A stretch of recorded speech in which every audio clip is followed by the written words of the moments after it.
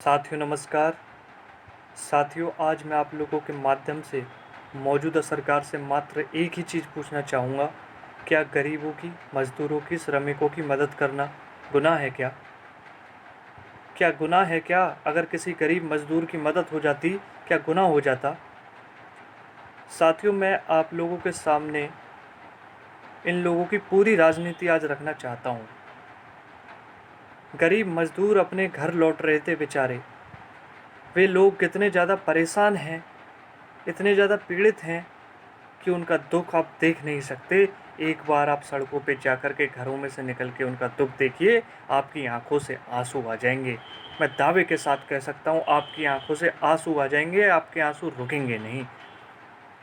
जब ये सरकार उन गरीबों को, मज़दूरों को उनके घर नहीं पहुँचा पा रही थी, तो हमारी आदरणीय प्रियंका गांधी जी ने देखा कि वो गरीब मज़दूर बहुत ज़्यादा दुखी हैं, हम उनकी सहायता करते हैं।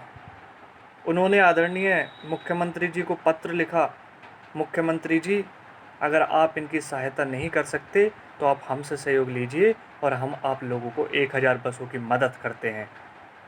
2 दिन तक इनका कोई उत्तर नहीं आया। उसके बाद इनके सचिव का उत्तर आता है और वो कहते हैं ठीक है, हम अनुमति दे देंगे, आप जो है इन बसों की फिटनेस और इनके डॉक्यूमेंट हमको दीजिए। मैं आप लोगों से पूछना चाहता हूँ, क्या जब गरीब मज़दूर पे कष्ट होता है, क्या ये डॉक्यूमेंट वगैरह देखने ज़रूरी हैं क्या? जब चुनावी कोई रैली होती है, क्या जब कोई कागज़ देखे जाते हैं क्या?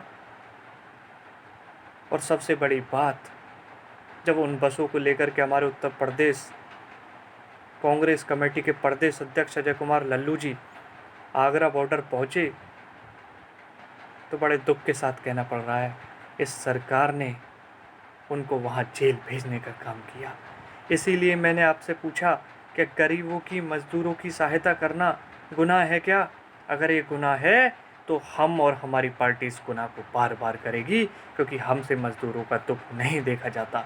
हम नहीं हैं आप लोगों की तरह कि अपने कानों में रुई डाल करके सो जाएं। यह गूंगी बहरी सरकार, आज आपने एक अजय कुमार लल्लू को जेल भेजा है, कल हजारों अजय कुमार लल्लू आप लोगों के सामने खड़े होंगे। साथियों, आपकी अदालत सबसे बड़ी होती है।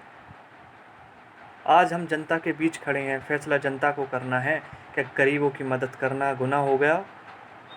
उसके बाद फिटनेस सर्टिफिकेट के बाद हमारी बसें सड़कों पर खड़ी रहीं, नोएडा में खड़ी रहीं, आगरा में खड़ी रहीं, उसके बावजूद भी इन लोगों को तरस नहीं आया उन मज़दूरों पे। वो बेचारे पैदल चलते रहे, लेकिन इन्होंने उन बसों का कोई उपयोग नहीं लिया।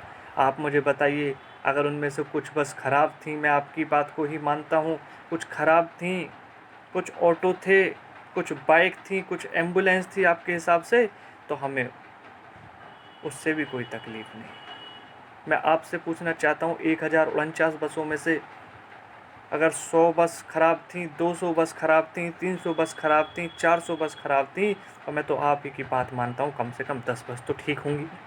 क्या वो 10 बस चल जाती तो किसी गरीब का, मज़दूर का दुख कम नहीं हो जाता? क्या कुछ गरीब व्यक्ति अपने घर नहीं पहुँच पाते?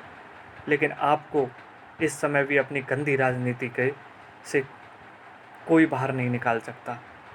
आदरणीय प्रियंका गांधी जी ने तो इतना तक कह दिया था, आपको अपने झंडे लगाने, अपने बैनर लगाने, आप वो भी लगाइए, हमें कोई तकलीफ़ नहीं। हम आप लोगों की तरह इतनी गंदी राजनीति नहीं करते कि ऐसे समय में भी अपने चेहरे को चमकाने के लिए, अपनी पार्टी को चमकाने के लिए इतनी गंदी राजनीति करें। हमें शर्म आती है आप लोगों पर कि आप ऐसी राजनीति कैसे कर लेते हैं। बड़ा दुख हो रहा है कि 3 दिन तक हमारी बसें बॉर्डरों पे खड़ी रहीं, उसके बावजूद भी आपको उनका कोई दुख नहीं दिखा, उन मज़दूरों का। आप ना तो खुद सहायता कर सकते हैं, ना किसी की सहायता लेना चाहते। अरे भैया, गरीब अपने घर पहुंच जाते तो दुआ तो आपको भी देते, दुआ तो आपको भी देते। हो सकता है वो कहते आपके झंडे उन बसों पे लगे होते कि हमें बीजेपी ने पहुंचाया, हमें तो उससे भी कोई तकलीफ़ नहीं थी। ऐसी गंदी राजनीति को छोड़िए। और मेरा निवेदन है मौजूदा सरकार से, आपने हमारे प्रदेश अध्यक्ष जी को जेल भेजने का काम किया। क्या गुनाह था उनका, क्या गुनाह था? आप ही सोचिए, गरीबों की सहायता करना गुनाह होता है क्या? कम से कम अब तो ऐसी राजनीति मत करिए। क्या आपको बिल्कुल दुख नहीं होता ये चीज़ देख करके? क्या बिल्कुल दर्द नहीं होता ये चीज़ देख करके कि ऐसे समय में इतनी गंदी राजनीति आप लोग करेंगे? फिर समझ नहीं आता आप, मतलब क्या आपकी मानसिकता है? जो व्यक्ति ऐसे समय में भी ऐसी गंदी राजनीति कर रहा है, वो क्या देश को चलाएगा, वो क्या प्रदेश को चलाएगा? मेरा आपसे निवेदन है, कृपया करके उन मजदूरों के लिए कुछ कर दीजिए। आप खुद नहीं कर सकते, हमको बोलिए, हम फिर से उन बसों को वापस लेकर के आएंगे। ऐसा नहीं है कि हम नहीं लेकर के आ सकते, लेकिन इतनी गंदी राजनीति मत करिए, मत करिए, मत करिए। जनता सब जानती है, जनता सब देख रही है। आपकी मानसिकता खराब हो चुकी है। ऐसी मानसिकता के साथ आप जनता के बीच कैसे जाएंगे? आपको बिल्कुल तकलीफ नहीं होती? हमारे प्रदेश अध्यक्ष जी को आपने 2 दिनों से जेल में डाल रखा है, वो भी ऐसे समय में जब कोरोना जैसी महामारी इतनी ज़्यादा फैल चुकी है। जो व्यक्ति जनता की मदद, गरीब जनता की मदद करना चाह रहा है, आप उसी को जेल में भेज रहे हैं। आप कितने कांग्रेसियों को जेल भेजेंगे? सरकारें तो आती जाती रहती हैं, कब तक आप ऐसा दुर्व्यवहार हम लोगों के साथ करेंगे? मेरा तो आपसे यही निवेदन है, कृपया करके ऐसा मत करिए।